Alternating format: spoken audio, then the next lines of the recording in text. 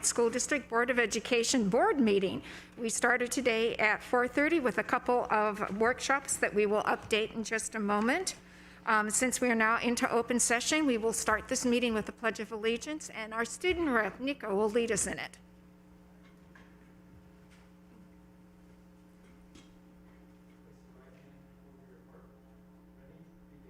I pledge allegiance to the flag of the United States of America and to the republic for which it stands, one nation under God, indivisible, with liberty and justice for all. Thank you so much. We did have two workshops earlier today, and I'm going to ask Dr. Fraser and then Dr. Nguyen to give us an update on them. Dr. Fraser? Thank you, Madam President. Yes, I had the pleasure of presenting our COVID-19 dashboard and also our response to the confirmed COVID cases on our campuses. We really went through the process that we used to identify our confirmed positive COVID-19 cases through a myriad of questions that we ask potential people that could be infected with the virus, all the way through where those people have been on our campuses, making sure that we know who their potential close contacts were, making sure that we contact the County of Orange. Additionally, in our process, once we've gathered information and identified the positive case, really going through the notification process, making sure that we notify all of the close contacts, that we send our letters home, that either the close contact letter or the low risk letter, and making sure that all of our employees and our community are communicated with in terms of positive cases on our campus. And then lastly, we identified our COVID-19 dashboard located on our district website, which really outlines our current cases in our school district. Talks per site. It looks at the number of students and staff combined on each campus, how many confirmed positive cases that we have, and then the proportion of cases to the amount of folks that we have on campus. Down below, it also outlines whether it's an individual case or if it's identified as a household case. So potentially you could have a household that might have 3-4 cases, and so that we are able to identify that on our dashboard as well. And then all of our processes, our notification really is working in team and with our resources with the Orange County Health Agency, CHOC, UCI, as we move forward in really the next critical phase of our COVID response, and that's contact tracing and making sure that our campuses continue to be safe and healthy. Thank you very much, and I do want to just stress that all the information we give out follows all the federal HIPAA rules. So you don't have to worry about somebody knowing something they shouldn't. Okay, Dr. Nguyen, please. Thank you. Yes.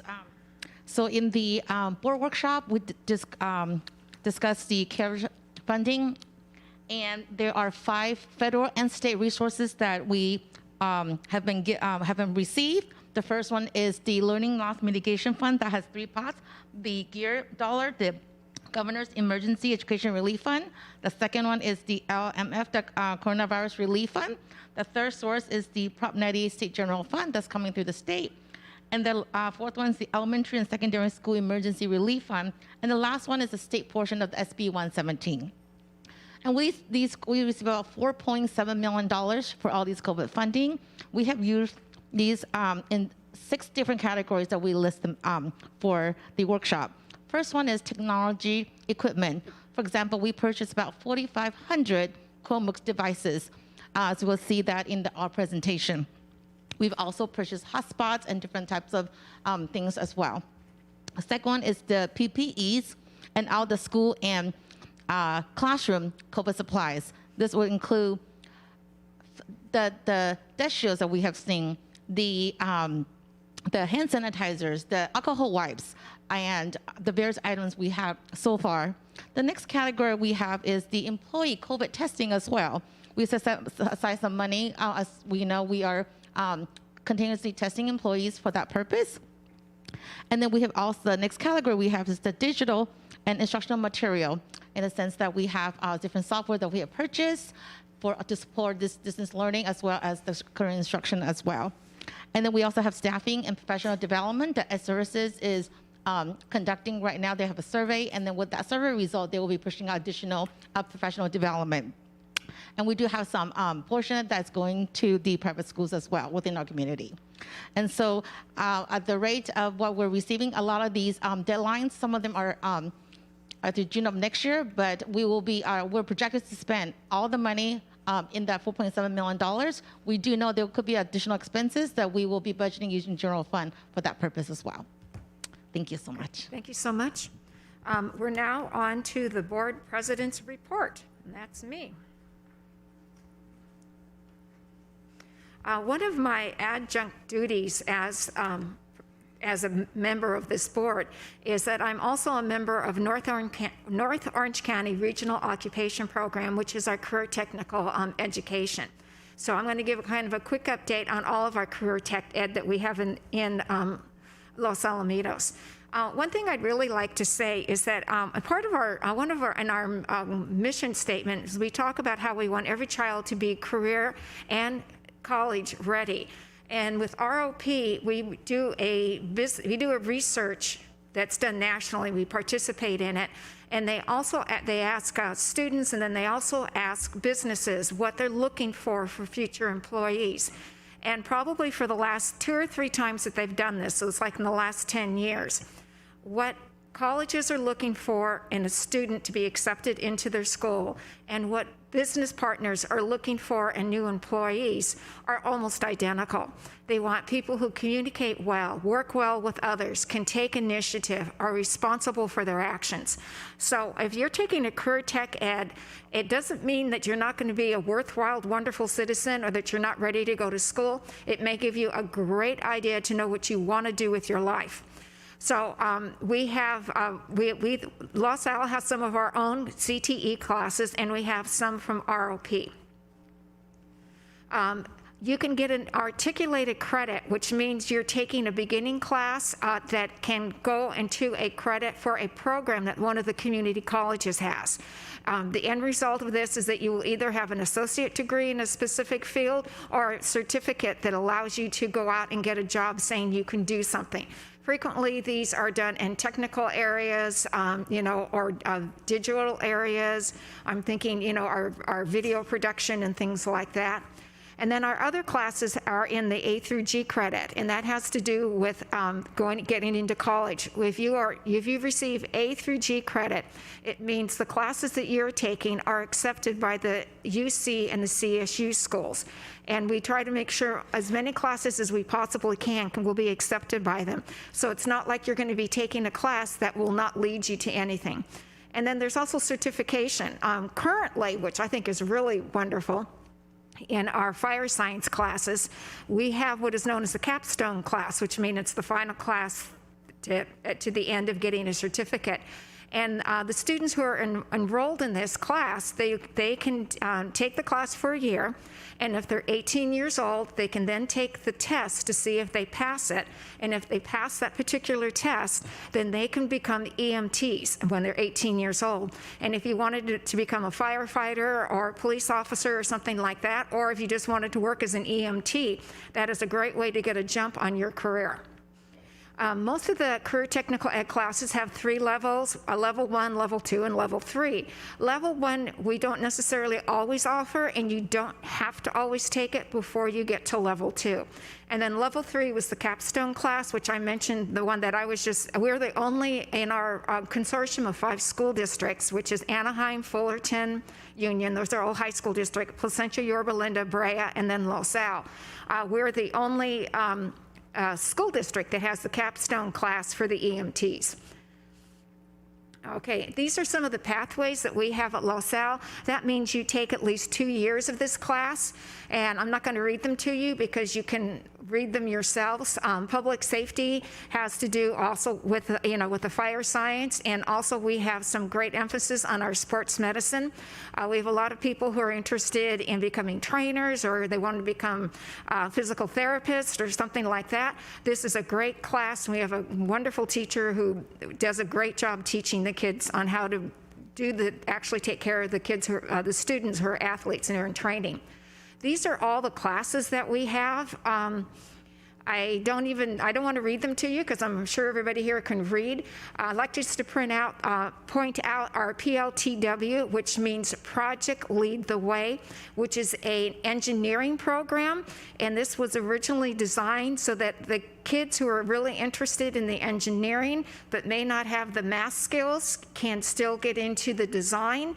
But by the same token, the kids that have the math skills but may not have the practical application of actually creating and building something, they get together and then they create great things. About 3 years ago, they created a water purifying device that ran on solar energy. That was just really interesting. And then computer science, where you can get certificates so that, you can get Google certificates, Microsoft certificates, and emergency medical responder that I talked about before, careers with children, and a real up-and-coming one is our advanced video production. So you can go to any class, you can take any course, even if it's not offered at LaSalle, as long as it's offered at one of our other schools. You do have to get there yourself, one of the other schools in the consortium. You do have to transport yourself. Transportation isn't necessarily offered for you. So if there's something you want to take that's not offered on our campus, you do have the opportunity of availing yourself of it somewhere else. And right now, these are the pathways that we have through North Orange County ROP. And you guys can read that. And traditionally, these are the classes that we've had a lot of students from the high school that are interested in enrolling in them. We do have a student-driven schedule at the high school, which means if the students are interested in it, we try to provide it for them. I have and when our new 3-story STEM building that will be done in '22, we are going to be thinking about putting in a biomedical pathway that would take care of, I'm thinking, pharmaceutical, nursing, physician, just home health, occupation students. So it's going to be really exciting when we're able to do that. We're so lucky because we're so close to LaSalle Hospital. We'd have a great partnership going there. But I wanted to bring this up because I think it's very important for people to know that yes, we want all of our students to be college ready, but being college ready also helps you to be career ready. And if you're a student who really doesn't think they want to go to 4 more years of higher learning, there's many fabulous places where you can go and wonderful things you can learn that will benefit you for the rest of your life.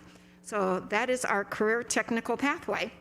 And now it's time for the best part of, I think, the meeting, our student rep. And Nico.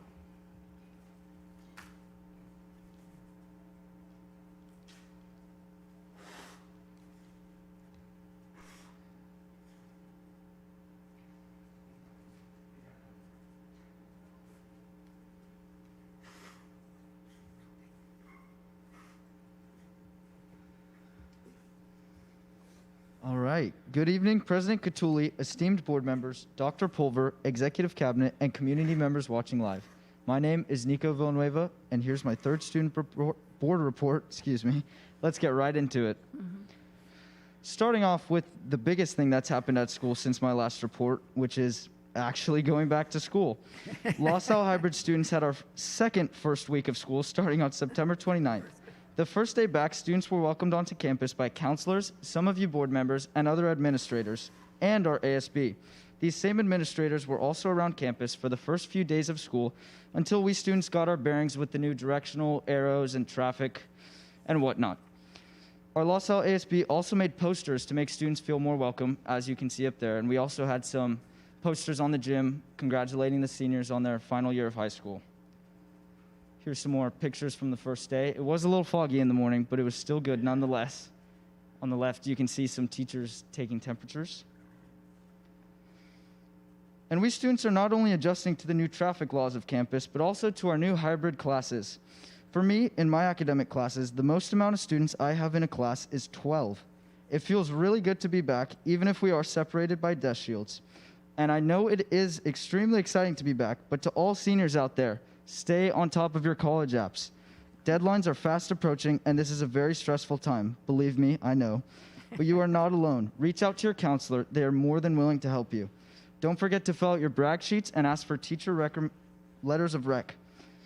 Staying on top of all this work is crucial. And lastly, don't forget to sign up for AP tests, which are due October 30th. Moving on to our arts, our last two seniors of the week were Trevor Felter and Grace Masura. Congratulations to our star seniors. And our last staff of the week was Mrs. Pinola. This was all publicized on our LaSalle Instagram page. On another positive note, clubs are returning at LaSalle. Our virtual club rush begins October 21st and lasts the whole week. One club in particular that I'd like to point out that is adapting to the new safety regulations while still continuing on is Growing Up STEM Club. If you haven't heard of it before, Growing Up STEM Club is a volunteer-based organization that normally would host STEM nights at the district elementary schools where high schoolers can carry out science experiments with the elementary school kids and teach them all the great things about science. Now, over Zoom, the kids will each get their own material kit so they can still experience the magic of science from their home. The first Growing Up STEM event of the year will be held tomorrow, October 15th at 5 o'clock. Right now, there isn't much to report on athletics, given the circumstances, but athletes are still training safely and are waiting till the day when they can resume their sports in full capacity. For this report Student Spotlight, I am beyond excited to introduce you all to Eva Rojo. Eva is a senior at LaSalle, and what makes Eva stand out is her self-established repurposed clothing business, Marina Vintage. Unlike our last Student Spotlight, Eva has had this business for a while, since she was 15 to be exact. At the time, Eva really wanted a job, but because she didn't have experience, nowhere would hire her. So she did what any independent entrepreneur such as herself would do. She started her own. Eva sought out to start an ethical and sustainable clothing store. 1 year later, what began as an idea has grown into a professional business that has a following of almost 10,000 people on Instagram and has been recognized by over 100,000 people online. Wow. I know that sounds incredible, but it gets better. Eva introduced a new section of her website called Marina Vintage Customs, where 25% of the proceeds go to St. Jude's Children's Hospital. On the slide are some pictures of Eva's products and designs, and I'm not very fashion forward, but they look pretty cool to me. But with her newfound passion, Eva hopes to make a successful career out of this, and I have no doubt that she will. Great work, Eva. Hats off to you. And that's all I have for my report. Thank you for your time, and have a great night.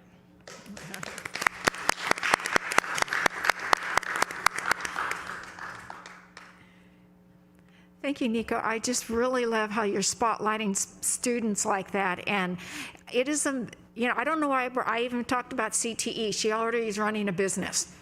So good for her. And thank you for showcasing her. And we will now have our superintendent's report. Thank you, Madam President, esteemed members of the board. I too, Nico, I just love your report, and it's so interesting to see what different student board members bring. So just the highlight of our students. It just reminds us of the amazing families that we have. Obviously, I really am a firm believer that we are the secondary educators, that really parents and guardians are the primary educators. And you can tell from Eva that I'm sure that there are some great educators in that home that have helped shape that foundation, and she's certainly run with it as well. So thanks for highlighting it. It really is about recognizing our kids, which is what we're about.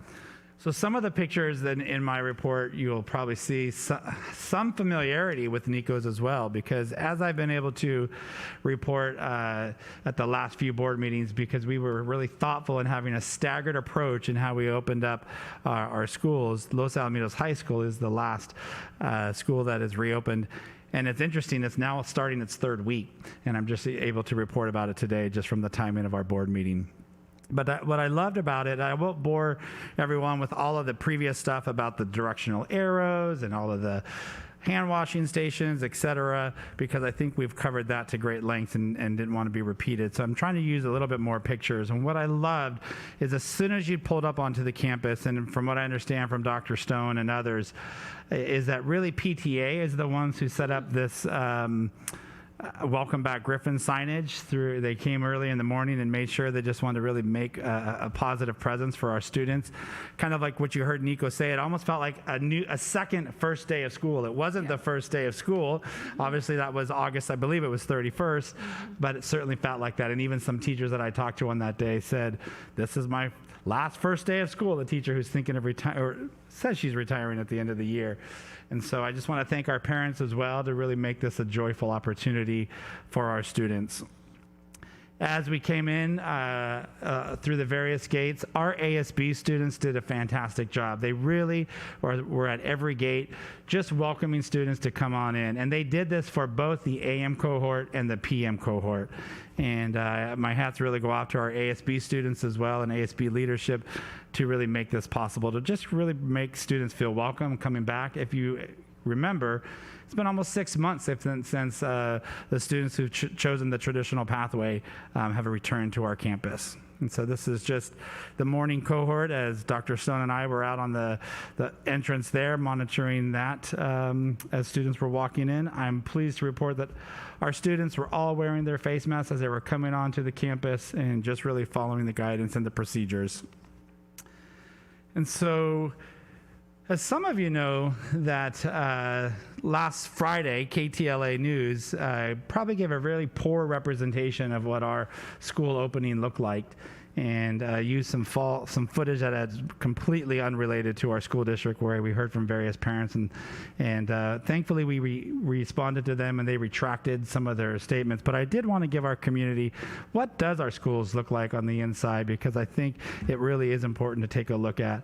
And so here is one of our classes, again in the hybrid. You heard Nico share that any of his classes that he has doesn't have more than 12 students in a cohort, and that'll vary from student to student.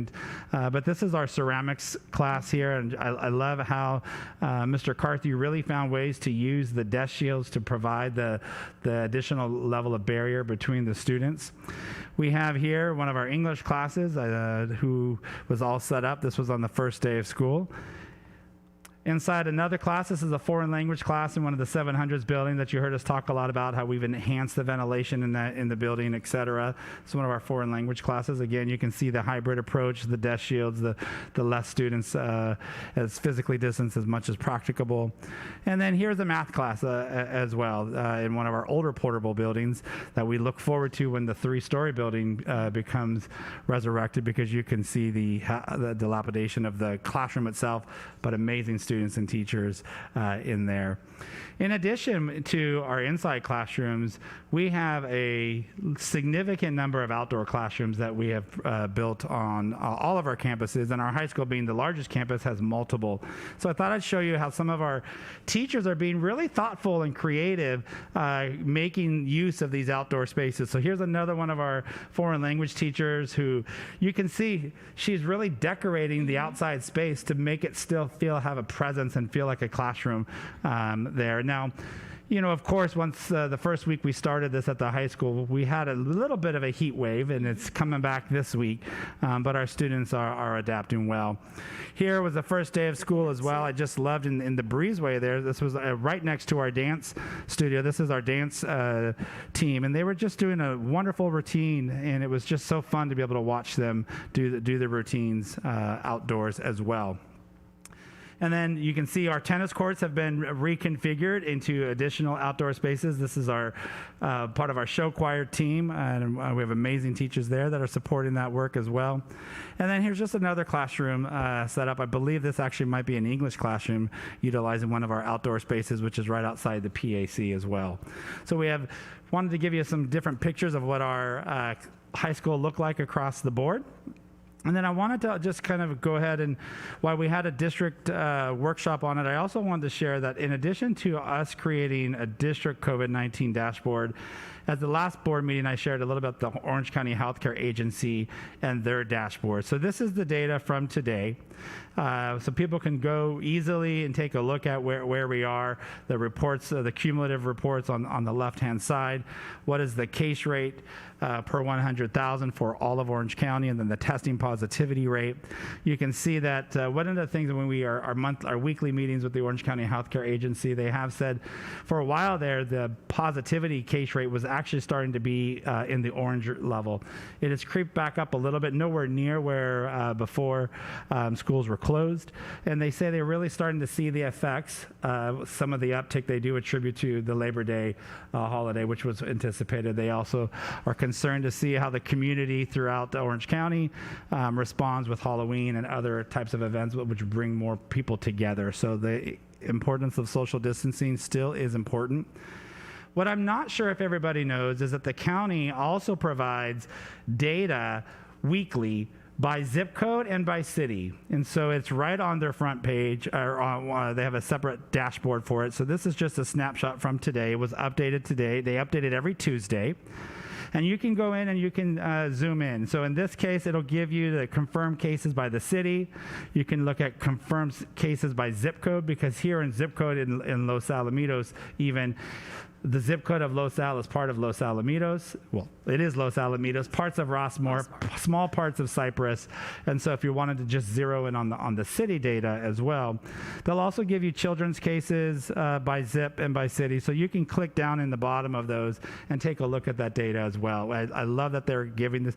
This is data metrics as well that we continue to look at if we were ever to have to make decisions. Do we need to go back? Like if we were one of those areas that had the bigger concentric circles that maybe was a hot spot within the county, if we were in there, that would be something we might want to consider. Should we go back into distance learning? This is also one piece of data that we would look, should we ever consider going into a traditional 5-day program, along with other metrics and data as well. And so as you heard Dr. Frazier share a little bit, a summary of our workshop, is we also created a dashboard here within our district to just really track the number of confirmed cases for our students and staff who are here present in our in-person model. And so we really believe in making this communication transparent and open to the community while also protecting the confidentiality aspects of it. This is on our website. It is updated regularly, and we shared a bit earlier about how we go about communicating to the community. Anytime a positive case occurs on a campus, everyone on that campus, staff and students, will receive a general notification. And then if students or families or staff have had either a close contact or a low risk exposure, they would receive one of those letters as well. We work in consultation with the Orange County Healthcare Agency. I'm pleased to share that throughout this time period, which we knew we would have COVID cases, but none of us in this community believed that we would be immune from anything.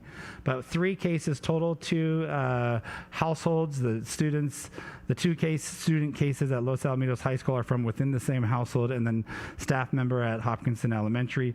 This dashboard is updated regularly, and the cases will come off of it either within 14 days or when the individual is cleared to return back to the appropriate campus.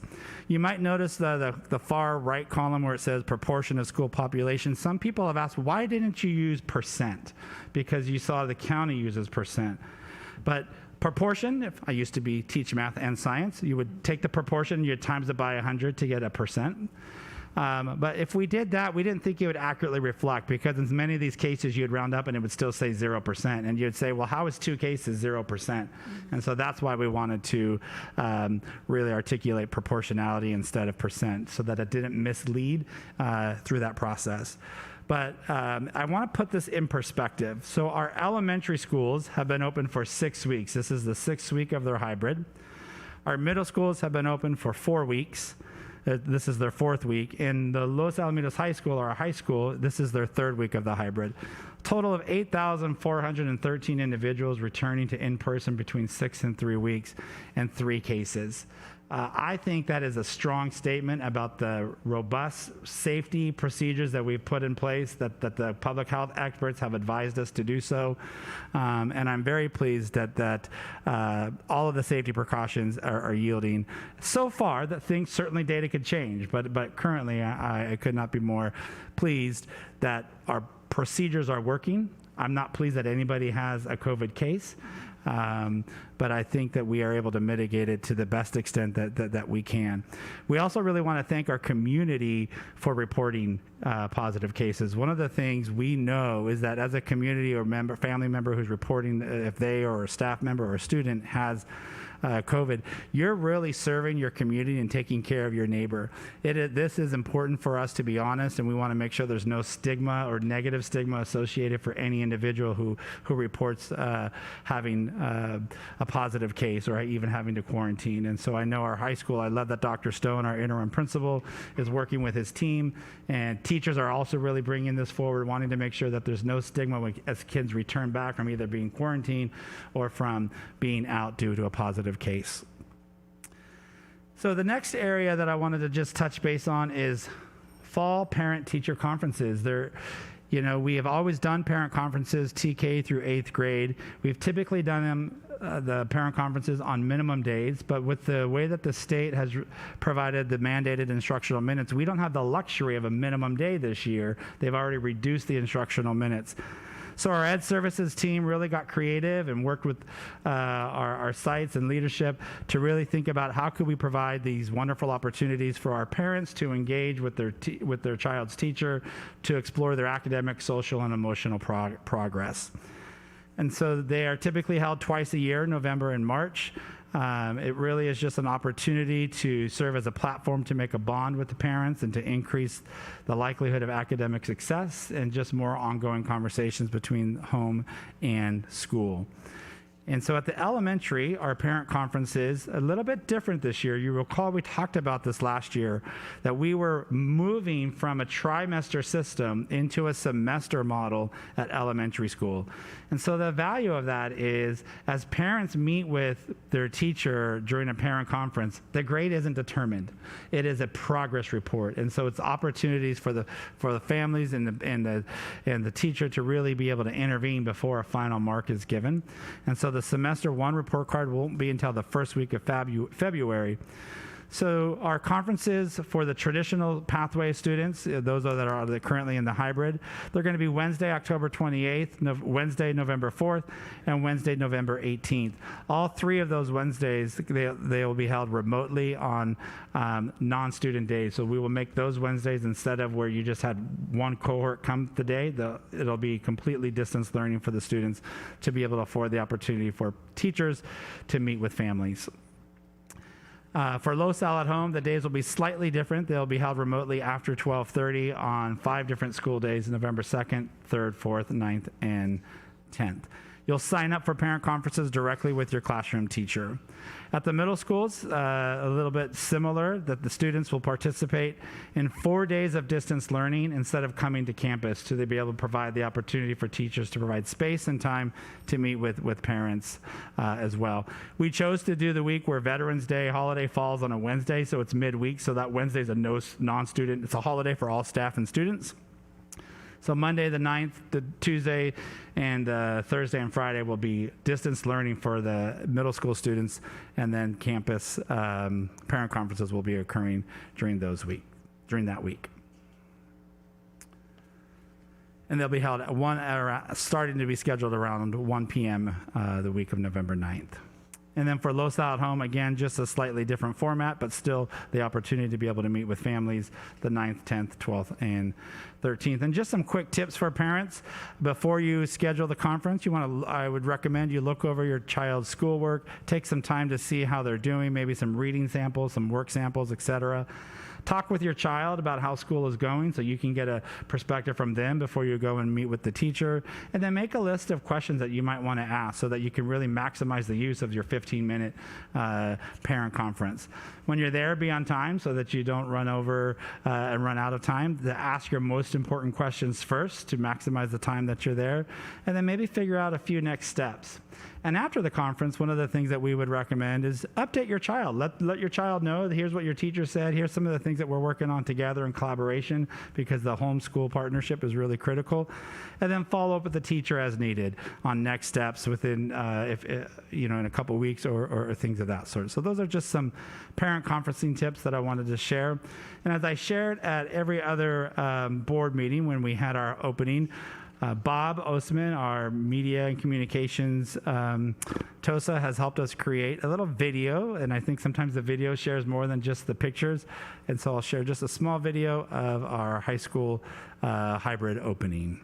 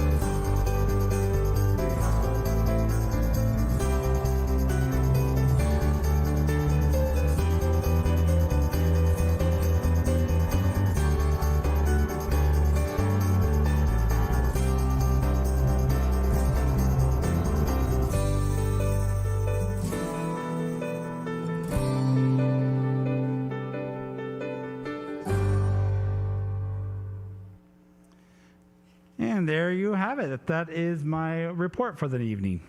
Okay, thank you so much, Dr. Fulver. This time, now we have a recess, but our recess was there to take pictures after wonderful presentations from our elementary, middle, and high school, and we're not having presentations, so we won't have a recess. So we're now on to community and staff participation, and I do have 2 cards. If you are speaking on a non-agendized item, I'd just like to remind everyone that the board cannot respond to it according to the Brown Act. We listen very intently, but we cannot really say anything.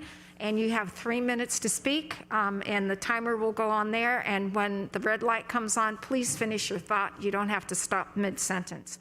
The first person to speak is Matt Filler, please.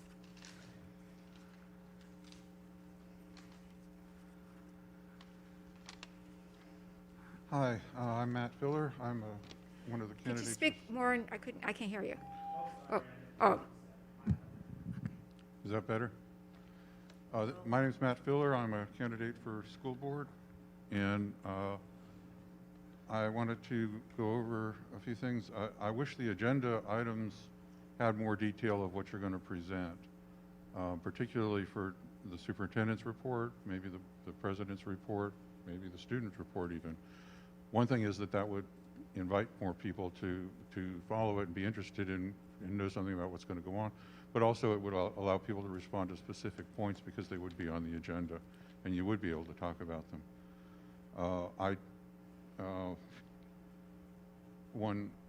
I'm glad you mentioned that the child cases are available. I've kind of been summarizing them, but we've had, I think, 11 since I started looking. And in the district, you can look at the 2 zip codes, basically. And I'm sure you are. So there's kids in the community have been testing positive, even if they aren't linked to the school. And I'm sure that the county is telling the schools what they know. One difference between the Irvine dashboard, I'm glad that you put up the dashboard. That's great. One difference that concerns me between the Irvine dashboard and your dashboard, Irvine has a section for parents to report suspected cases. Having that on there, if someone looks at the dashboard when their kid gets sick or has looked at it and goes back to it because that's the place they know, that encourages an Irvine student to report to the school. In fact, it gives a specific procedure for a confidential report to the school. So you're not calling, oh, is this the right person? I don't want to tell the wrong person. That whole thing goes away. People know exactly who to report to. Whereas looking at our dashboard, you might say, well, I guess they don't want to hear about me until it's confirmed. And I don't think that's what you want. I hope that's not what you want. I think that there is plenty of things you can do to assure that student doesn't come to school, that other kids, I don't know how much if you have it on the dashboard that way, you can actually say, hey, we have a suspected case in your class. It might not be positive, but you might want to have your child tested or take other precautions, something to think about. Secondly, and so that is an agenda item if someone has a response to that. Can't read the number, but 3A, I think. And then about the ventilation, I guess I don't have time to talk about that, but I'll send you an email. All right. Okay, thank you. And our next speaker is Kelly Ravello.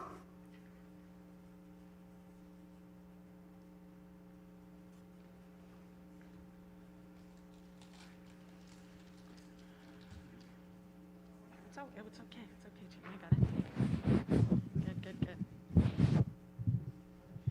I'm good, Gina. Yeah, I am. No, you're good. Okay.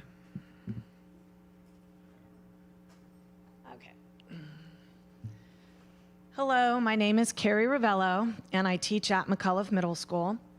I've been teaching in the district for 27 years. I am the mother of 2 Griffin graduates, 1 sophomore at the high school, and a 6th grader at McCullough. Tonight, I feel compelled to say thank you. Thank you for dotting every I and crossing every T when it came to safely returning to school.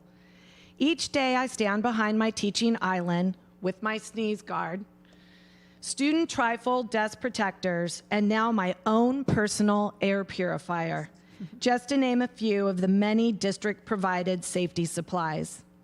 We have been back in session for 4 weeks, and I have heard only exemplary comments from my colleagues on how well the district has handled this trying time. We feel so safe and appreciate the opportunity to do what we do best, teaching in person. It has been mentioned by some that online teaching provides more instructional minutes. However, I have found that I can do more in 10 minutes of in-person instructional minutes than I can do with 20 online instructional minutes. You have no idea how grateful I am to see children in my room and not over a glitchy computer screen. One day a few weeks ago, I was telling my students how happy Mrs. Ravello was to have them back in class. A student replied, "It is more comfortable in my bedroom." And another student replied, "But you'll learn so much more in the classroom." Guess what? He's right. Last week, a news clip was released from Vice News about students returning to school. One of the teachers from the high school was interviewed. I have this to say to the Los Alamitos High School teacher dressed in cloak: "Fear not, as there is nothing to be afraid of." Although I surmise that the cloak was more for a dramatic effect than out of true fear. Oh, teacher in the cloak, please do not speak for me or my colleagues. As I stated earlier, the district has bent over backwards to provide a safe environment for all. Tracy Rinsky said it best a few board meetings ago: "I feel safer in my classroom than shopping at Target or Vons." Oh, teacher in the cloak, I'm sorry that you were not paying attention when we were told multiple times through video and paperwork how students would be safely entering the classrooms. Oh, teacher in the cloak, how about a little refresher for you? Students enter the classroom and grab a 75% alcohol wipe and clean down their own desk area. They throw the wipes away and go to the hand sanitizing station for a squirt of their choice of aloe vera or refreshing gel hand sanitizer. Oh, teacher in the cloak, start this cleaning ritual tomorrow, as it provides a safe environment for learning. Oh, teacher in the cloak, one last thing. Why didn't you choose to teach online? As many spots were available because most of the staff wanted to return to in-person instruction. As we all know, school is much more than just academics, and these kids need each other. I took my class out to one of the many outdoor classrooms that are provided at McCullough to share their book club responses. I told them that when they were done, they could chat away and get to know one another. It brought tears to my eyes watching the beautiful friendships blossom. Even my own 6th grade daughter has a new found friendship, and that puts a smile on this mama's face. COVID-19 has been such a hardship on so many adults. Can you even imagine being a child and going through this? Again, thank you to the Board of Education and executive staff and administration on all La Salle campuses for your outstanding leadership and willingness to do anything for what is best for students. Thank you, Mrs. Ravello. Ms. Catulli, if you don't mind, I can just provide some feedback to Mr. Fuller's question about Right ahead. the difference with Irvine's dashboard and ours. As you can see, early in the workshop, I think I gave a lot of credit to Irvine for the collaboration that we are working on. We actually saw how Irvine had requested to do that. We actually found it too cumbersome. It would require the way that Irvine's model is, and maybe they've done more PD for parents, is they'd have to go through their Aries online portal. They had about a screenshot of about 6-7 pages to teach parents how to enter in and report if their child has a COVID case. So one of the things that we do every day is, and part of our shared responsibility is our families get an email from us daily. They're probably tired of that daily email that says, hey, do you have any of these symptoms? Even if you have any of the symptoms, not even if you have COVID, please stay home, notify the school office. We think it's easier for our families to pick up the phone and call the school site, either the office coordinator or an administrator, to be able to report either concerns and or a positive case. And that's what our parents are doing. But when we looked at the model through Irvine, we just thought it was way too cumbersome to expect our parents, even just with the digital divide that we see across the county, to have to really go through about 12 steps, maybe 7, depending upon their ease with technology, to be able to report a case. And we thought it would just be easier from a customer service standpoint to make a phone call, and they get a daily email that tells them to do so. Okay. Thank you, Dr. Pulver. Okay, we're now on to our presentation and information, and it's our quarterly Williams report. Dr. Fraser, would you like to speak to that, please? Thank you, Madam President. Yes, tonight we're bringing forward the quarterly report on Williams, and we're pleased to announce that we have 0 complaints for the first quarter. Great, right.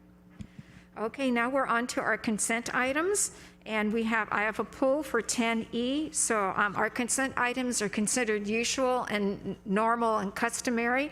If we have a question, we ask about them. If there's one that we need more information on or like to highlight, we pull those. So I have a pull for 10E. So I will entertain a motion for consent items 10A through D and F through W. So moved. Is there any discussion? All those in favor, please say aye. Aye. Opposed? Motion carries 5-0 unanimously. And then 10E was approval of an amendment to a renewal of an agreement between the Los Alamitos Unified School District and Project Lead the Way. And I did not even pull this, and we didn't even talk about it before, so great minds are thinking alike. And Mrs. Hill, would you like to make a motion and then speak to it? I'll make a motion for 10E. And then, yes, I would like to speak to it. So great minds do think alike, and I was going to say that you did mention Project Lead the Way when you were talking about our CTE courses. And I remember when this grant first came to our schools, and just was amazed at the engagement that I saw in children, whether it was at the elementary school, middle school, or high school level. This just sparked something in so many of our students. And so Project Lead the Way came to us in 2015 and has provided resources for STEM and CTE learning. The program is valuable in providing multiple opportunities to discover and engage in engineering, computer science, anything that's STEM related. And I just remember seeing 2 things really pop in my head. One, I remember seeing elementary school children, and they were taking things apart. And I'm like, my son would have loved this, because he loved to take things apart and then put them back together in a different form or fashion. And I just think that's an amazing way to get our students interested. And then also have had the opportunity to be over in our engineering and computer science We have a portable over there that's going to get moved into our new 3-story building. And all the equipment and all the things that these students can do and learn to be able to do at such a young age, and understanding that. So I just am real appreciative of it, and I just wanted to point it out. Thank you. Yeah, I appreciate that because it really does impact a lot of kids. Yeah. Yes, and was this not the program when we first instituted the program whereby we had a robotics team that won a lot of awards? Was that the same Yeah. program? No. It The wasn't? robotics team is separate. It was separate? Yeah. They are Okay. separate. Yeah. Now, some of those students might be enrolled Yes. in the engineering, but what I think, Ms. Russell, you're picking up on as well is when we implemented it at the high school, and then the grassroots effort of really cascading that down to middle schools, and it's now cascading down to our elementary schools and some of the STEM Maker spaces. maker spaces as well. And I do believe that the students in the robotics club also utilize a lot of this equipment within. So it's just a great addition, and I just wanted to highlight it. Thank you very much, Mrs. Cattouli. Thank you. Any other comments?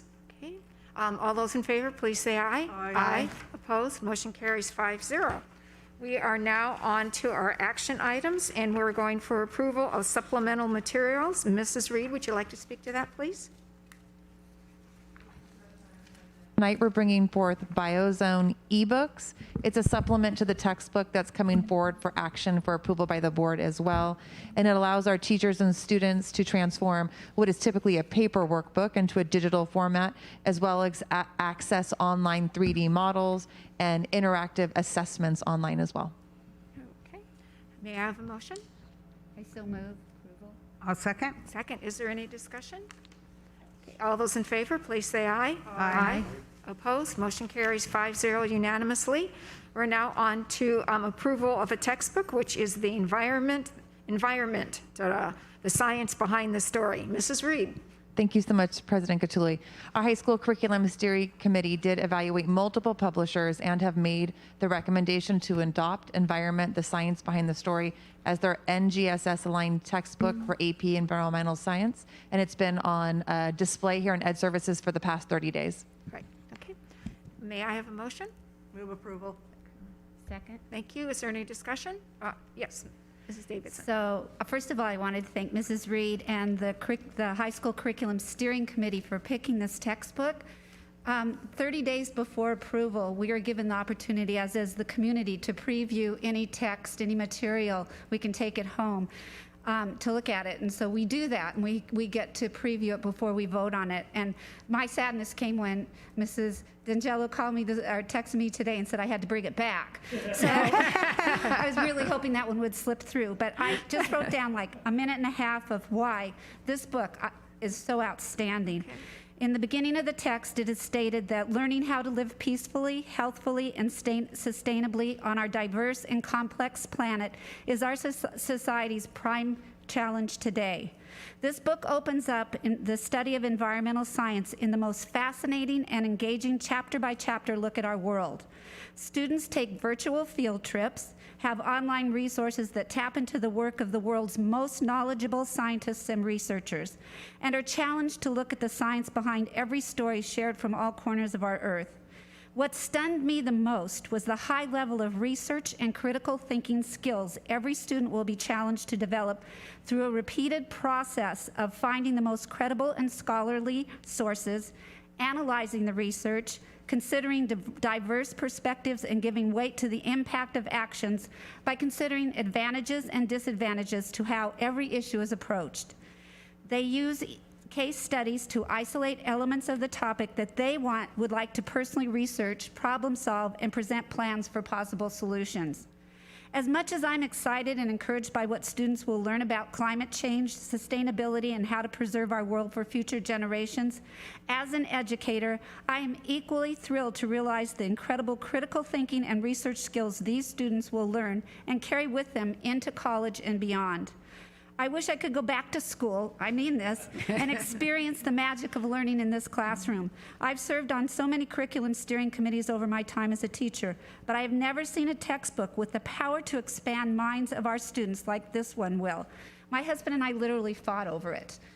It is an absolutely incredible work, and your team did an amazing job of finding a book that's way more than a book. So thank you very much. Okay, well, thank you for your summary. I appreciate that. Oh, no, I'm glad you shared. Okay, any other discussion? All those in favor, please say aye. Aye. Opposed, as if anyone would dare to? Okay, motion passes unanimously 5-0. We're now on to acknowledgement of a receipt of a claim dated September 21st, and we are going to reject this. Dr. Nyan, would you like to speak to this? Yes, Or the receipt of the claim, not the rejection, I'm sorry. Yes. Yes, we received a claim, and I'm working with Keenan to on this case currently, and our Keenan has advised us to the board to go ahead and reject this claim at this time. Okay, so we say that we did receive it, but we don't agree with it. May I have a motion? Move approval. Thank you. Is there any discussion? This is not an unusual thing that we do. All those in favor, please say aye. Aye. Opposed? Motion carries 5-0 unanimously. Now we're on to a resolution to adopt our solar power purchase agreement with California PV Energy. And Dr. Nyan. Yes, so you know, we have started this process for some time now regarding solar, and we are excited to bring you this opportunity. I want to thank CJ and Myra for really working hard with Mike Beverly from PFMG. We have gone through all the terms, and we have come, you know, it takes some time to come to make sure all the agreements are in place at this point. We are getting a 15.6 cents per kilowatt at this time for a 30-year agreement. This will save the district about $16.3 million projected for the next 30 years. Please also know that we have a separate battery that we have done already that will generate an additional $4 million for the next 20 years. That's based on a projection. So, but tonight we are bringing the solar agreement for your approval, and we will be working, our team will be working with Michael to do the next step, which is outreach to the community. So that will be the next step, as well as procuring the solar panels before December. So before the end of the year to get the tax credit. That's how we're able to do this. So that's our recommendation at this point. All right, the tax law is changing. January. Yes, so yes, right now it's at 26%. So Yeah. I think it's projected to go down to about 22%. So we want to make sure that we capture the 26% now, because every time when it lowers and lower, we Right. do not get the so they don't get a savings, and then we don't get the savings in return. So we have reviewed our bills going back. We have all the data for a long time, and so we were really looking at what will be in the best interest of the district. And they were also we were also able to negotiate a better rate from the initial projection that was given to us. We were able to save over an additional $1 million based on the negotiations we have done for the district. Good job, Dr. Nyan. May I have a motion, please? I so move. A second?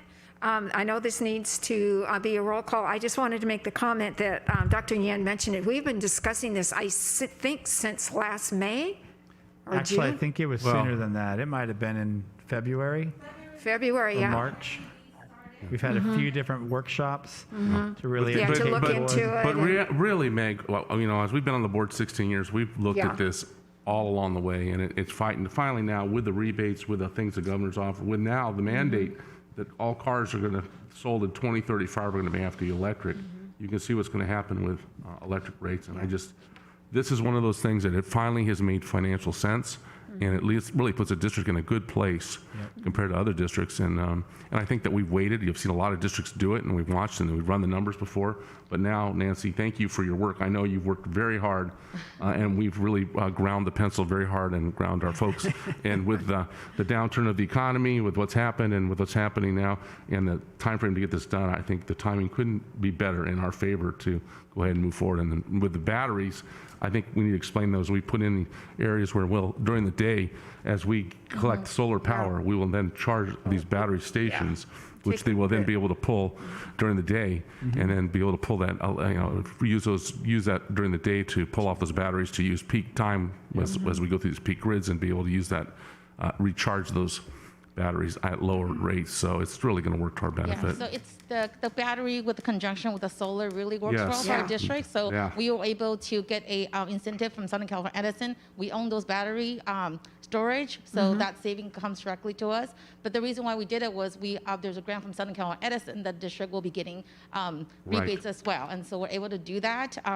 And with the solar, so it works really well, and it will also provide shades for our cars Absolutely. as well as Right. for our students. So this is basically, we save money as well as providing shade for different purposes. So we are very excited. There are a lot of school sites, a lot of parents are excited about providing shade for their kids. And so we're able to, the next step will be really outreach to the community and doing all that. Okay, So great. I actually want to remind the board, if you recall, we've been actually probably since last November. Oh, yeah. Because one of the things we started exploring this, myself and Dr. Nien, and then at the CSBA conference, several solar options are in the trade, and all of you had an opportunity to be able to meet with them before we visit the vendor booth, is really what I would say, before we really had at least 2 to 3 different formal workshops to understand this. And how this is really becoming available is what many people had asked soon after the bond had passed, do we have any money in the bond to provide solar, just from a green energy standpoint, et cetera? And unfortunately, no, we don't. The bond, there are more needs than what the bond dollars will provide. And so the reason this became really attractive is this is a no cost to the district. We're basically leasing whatever solar amount is being generated through the solar arrays. We're just agreeing to buy the energy. Right now, we buy it all from Edison. We're agreeing to buy it from the solar production. They put up all the upfront costs. They restore it after 30 years back to the way our campuses have been if we don't renew it.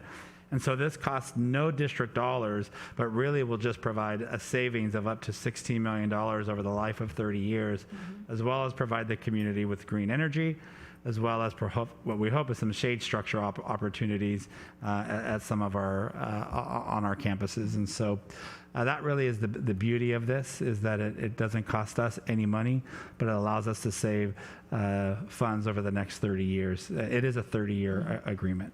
Right. And they're responsible for the equipment. That is correct. They're responsible for the equipment, for maintaining it, for cleaning it. It has a required production value that it must yield yearly. And then again, Dr. Nien, while she was thanking Mr. Noland and Mrs. Myra Gonzalez, I need to thank her as well. Her negotiating skills at the last minute allowed us to yield an even cheaper rate that will yield an additional well over $1 million savings above what we had already negotiated with them through this process. Yeah, this is great. Any other comments? Okay, roll call, please. Mrs. Russell. Aye. Mr. Boyer. Aye. Mrs. Cattouli. Aye. Mrs. Davidson. And Mrs. Hill. Aye. Great. Looking forward to the installation sometime in 21. Yeah. Okay. Yeah. Okay. Well, now we're on another resolution, and this is supporting Red Ribbon Week. Red Ribbon Week. Say that 10 times with a mask. I'm so glad I'm not reading the resolution. Dr. Fraser, did you want to say anything to this, please? Not Red Ribbon Week. Yes, thank you, Madam President. This is the approval requested for the resolution supporting the Red Ribbon Week, which will be held on October 26th, 2020 through October 30th, 2020. Okay. Would you like to read the resolution, please, Mrs. Davidson? I'll give it a shot. Good luck. Okay, the Board of Education, this is Resolution 2020-2021 of the Board of Education supporting Red Ribbon Campaign and Red Ribbon Week. Whereas in 1988, Congress proclaimed the first National Red Ribbon Week, and the red ribbon has now become a symbol of a drug-free movement. And whereas in 2008 and 2009, the Los Alamitos Unified School District established a priority to address student drug and alcohol abuse and has created a substance abuse task force comprised of a wide variety of school and community members. Now, therefore, be it resolved that the Board of Education of Los Alamitos Unified School District does hereby support the Red Ribbon Campaign and recognizes October 26, 2020 through October 30th, 2020 as Red Ribbon Week in the Los Alamitos Unified School District and encourages its citizens to participate in drug awareness activities, making a visible statement that we are strongly committed to living a healthy life. Thank you. And this is a roll call. Oh, do I need a second? I need a second. I'll second. Thank you. Roll call. Mrs. Russell. Aye. Mr. Boyer. Aye. Ms. Cottuli. Aye. Mrs. Davidson. Aye. And Mrs. Hill. Okay, the next thing is a consideration and approval of a salary settlement for confidential supervisory FMOT, which is facility maintenance, operation, and transportation managers and supervisors, counselors and psychologists, and administrators for the 1920 school year. Dr. Fraser, would you like to speak to this? Thank you, Madam President. As you know, we settled both with our Teachers Association and our Classified Association for a 1% off salary schedule. So this is the consideration for the same 1% off salary schedule for those employees that you mentioned. Okay, great. May I have a motion, please? Move approval. Okay, any discussion? We're better together, and we're all in this together. All those in favor say aye. Aye. Opposed? Motion carries 5-0. Now we're on to approval of warrants. I'll move that we approve warrants as presented. Thank you. May I have a second? Okay, warrants are the checkbook of the district office, and if we have questions, we ask them, and they are answered. So all those, any other discussion? All those in favor, please say aye. Aye. Opposed? Motion carries 5-0. We're now on to acceptance of donations.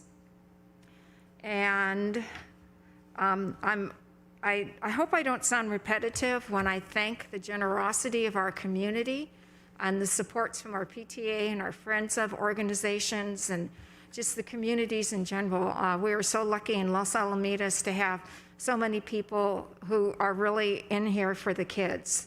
And thank you, Michelle O'Brien, for the LaserJet Pro 200 color printer.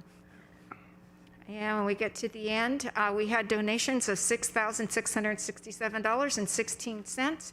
And total year to date, which we starting on July 1st, is $88,009. And we can't say thank you enough. I'm constantly amazed at the generosity of our community. And just thank you for supporting the kids. That's all I can say. May I have a motion, please? Move approval. Okay, any discussion?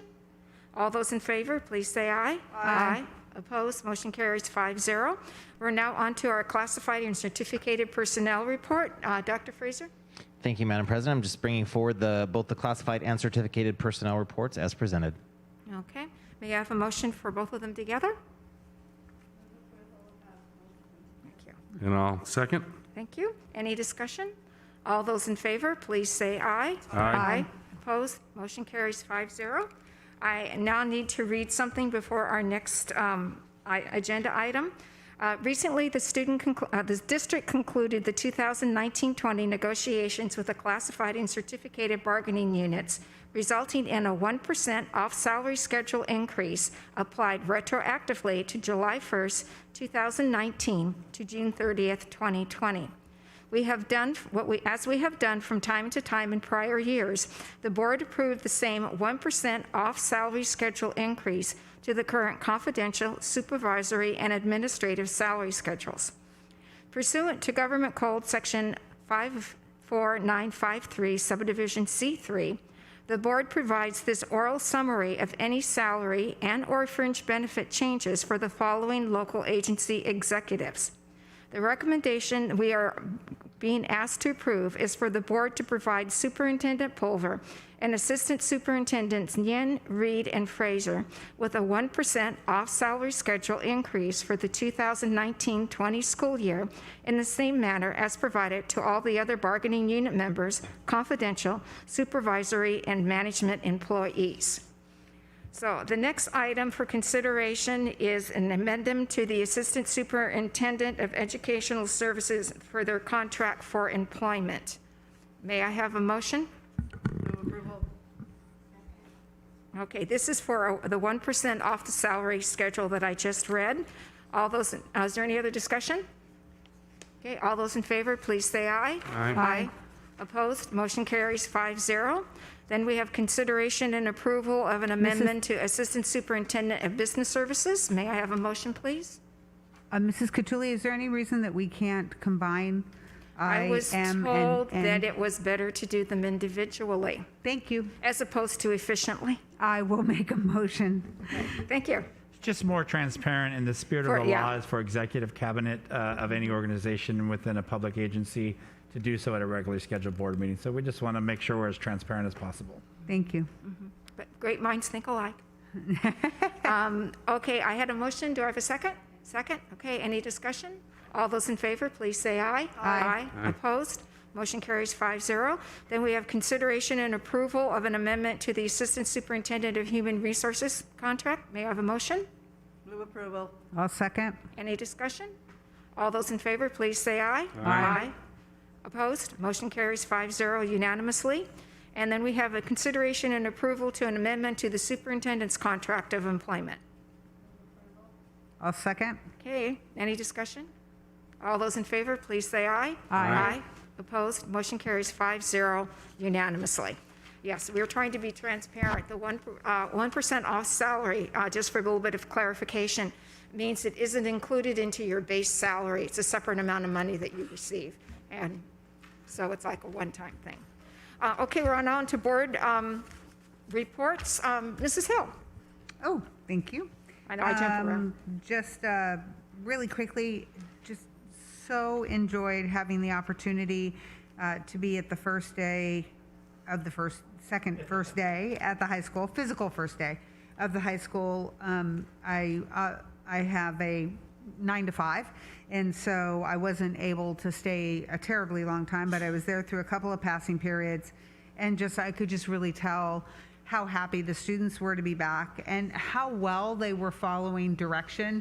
Anytime we gave them direction to remember to follow the arrows, and I didn't see anybody without a mask on. That was never an issue.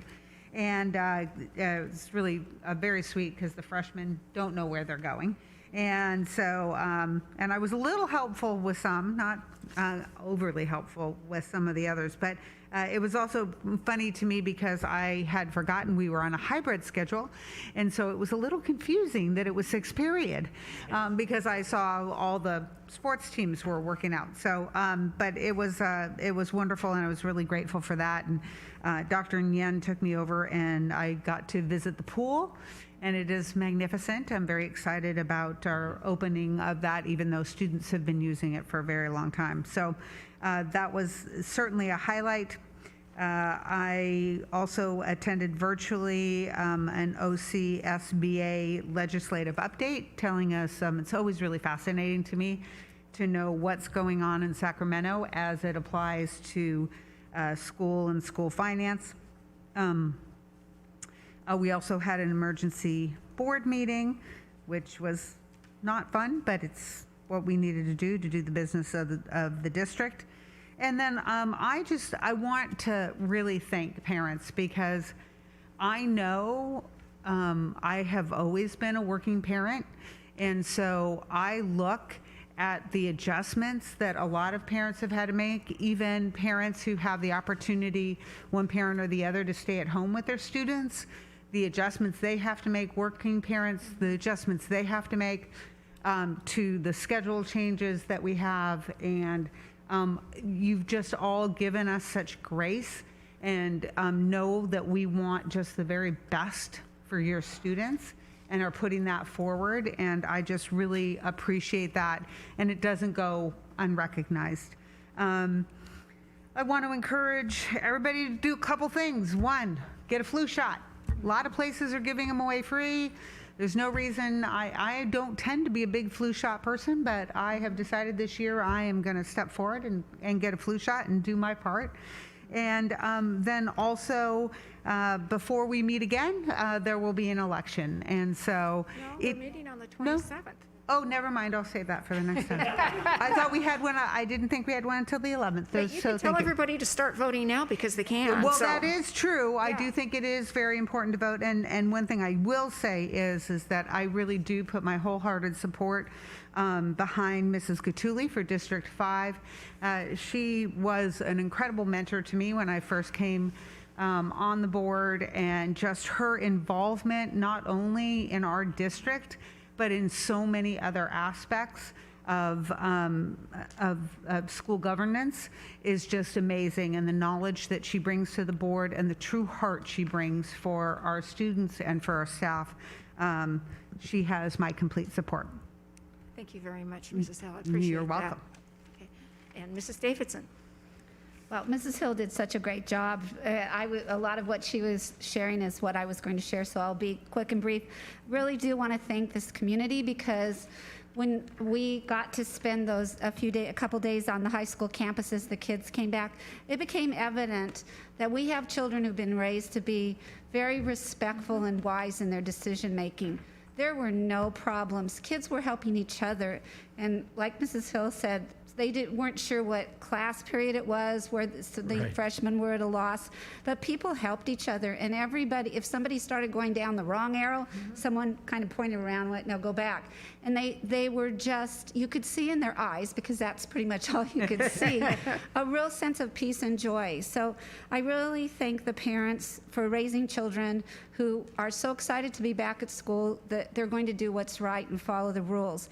And I really hope that as a community we continue to do what we've been doing, because the only way this works is if we continue to be wise and smart and safe, and we can get through this. We have so many parents emailing and texting us requesting we go to traditional, get all the kids back on campus. We won't do that until we feel that everything is going to be safe for every child. And so we're as dependent on you as you are on us. And we really thank you with all our hearts for raising wonderful children, being so supportive, and continuing to be very responsible by reporting any kind of illness, by taking all the precautions yourselves, and by being there for us in support of all of the craziness. Mrs. Ravello, thank you as a symbol here. The teachers have gone way far beyond anything expected, as have all the staff.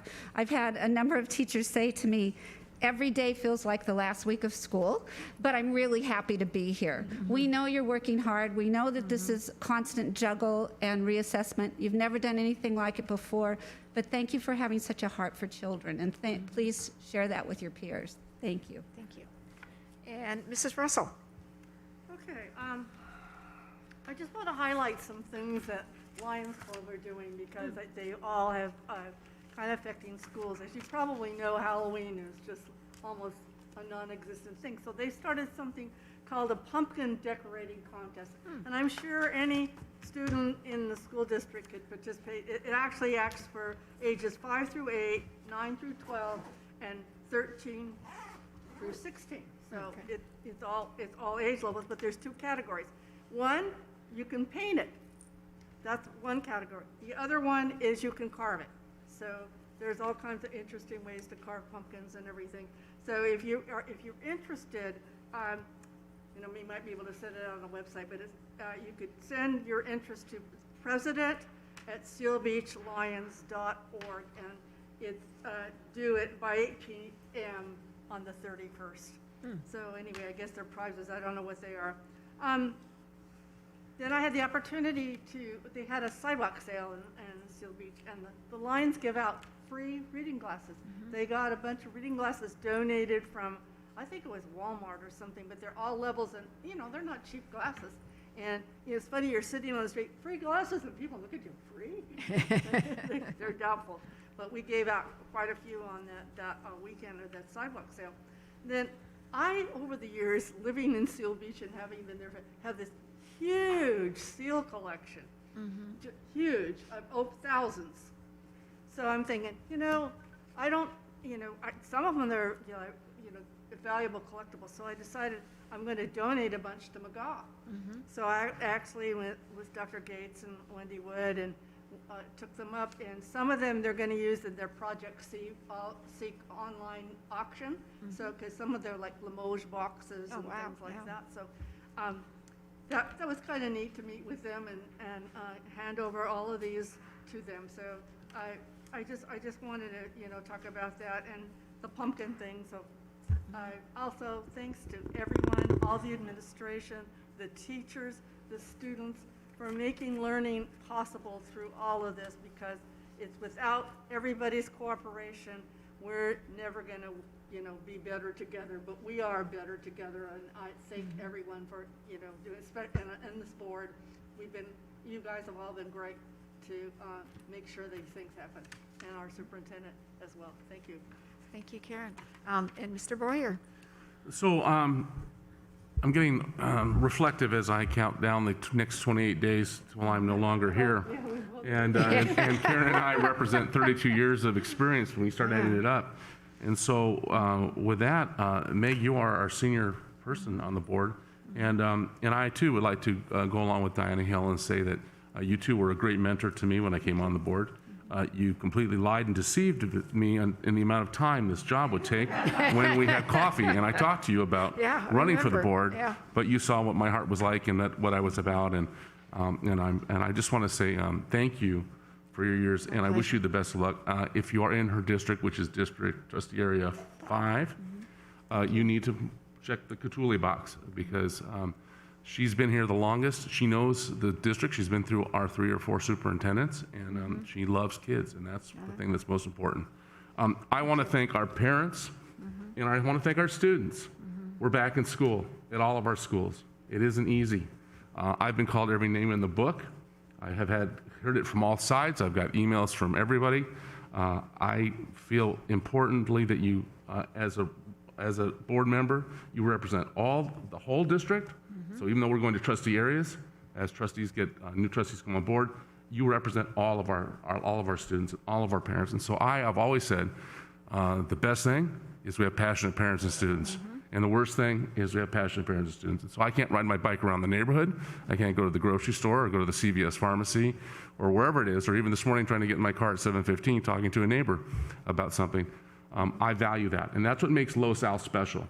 And what makes it special is our students who are doing the right things to allow us to open schools as the numbers have come down. Yes, we have a virus, and yes, there will be a vaccine, and yes, we will get through this.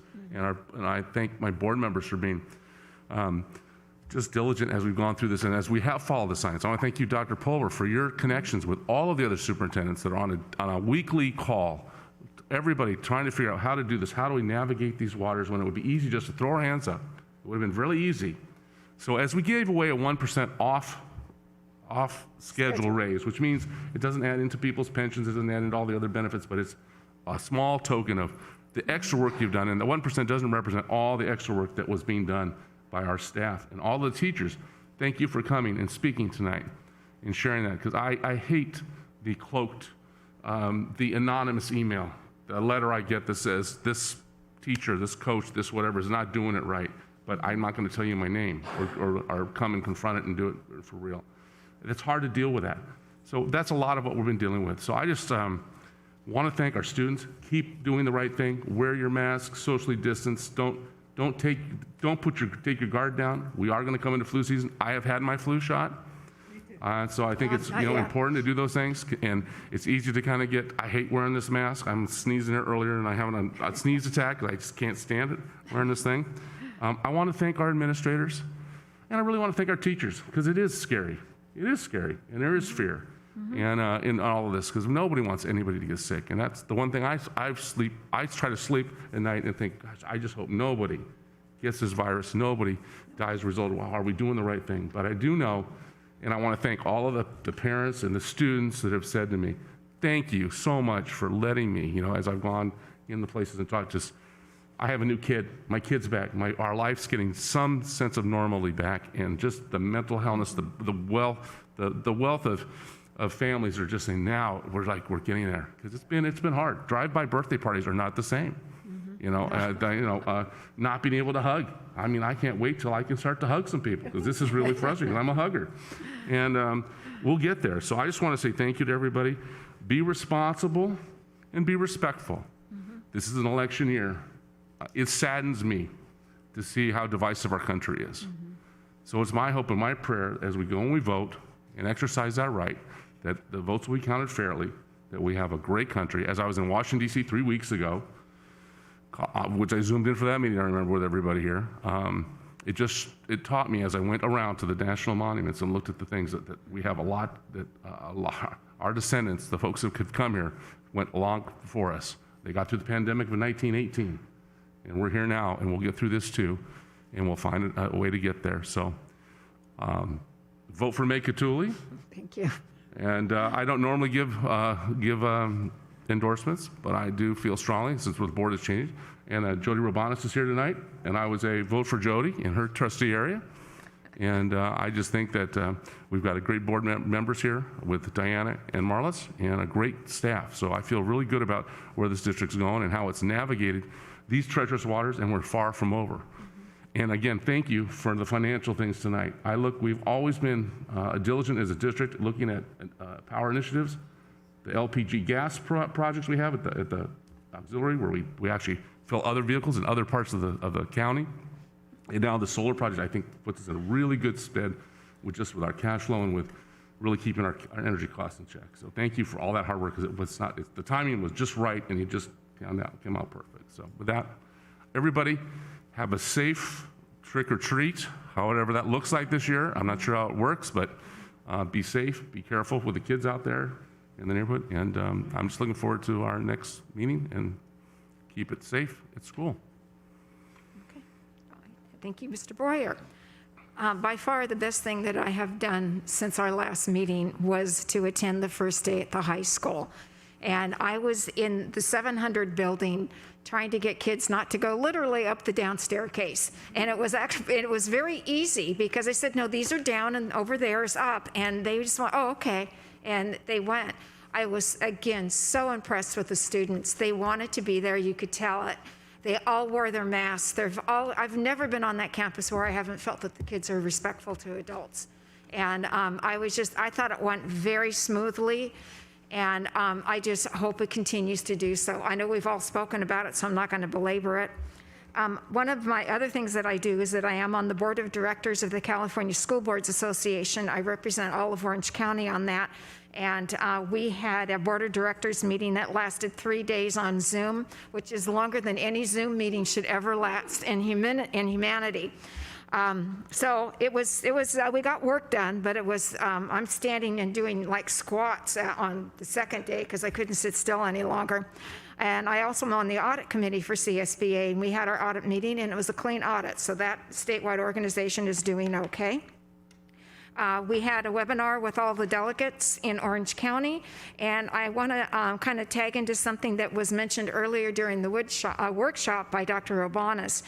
The governor did veto the ethnic studies course, and he was more concerned about what the curriculum actually had. But what I wanted to let everyone here in LaSalle know is that we are going through the process of adding another class. It takes time. And to be perfectly honest, it's not the most important thing happening on our campuses right now. We're trying to, get everything going and people staying healthy and on top of everything. But it has not been forgotten, and we will proceed with it. And when we actually have something great to report, we will be reporting it. And this coming Thursday between 6 and 7:30, we are having a parent workshop. If you guys are interested, you need to register from it, and you should have received many emails about it. If not, you can contact Dr. Freeman, and he will literally get you hooked up. And other than that, I have an ROP meeting tomorrow, and we will see everyone else back here again on October 27th. And with President, before, I just would like to remind the community, it gives me such pride during the election cycle. I remember our last election cycle to see that this community uses this building here as a voting center. That's right. And so that the fact that the board continues to want to make sure that this space is available to the public for one of the most precious rights that we have, which is the right to democracy and the right to vote. So this is one of the voting centers for the community if they want to be able to vote. Dr. Nian, when will they, Orange County Register of Voters, be using the building?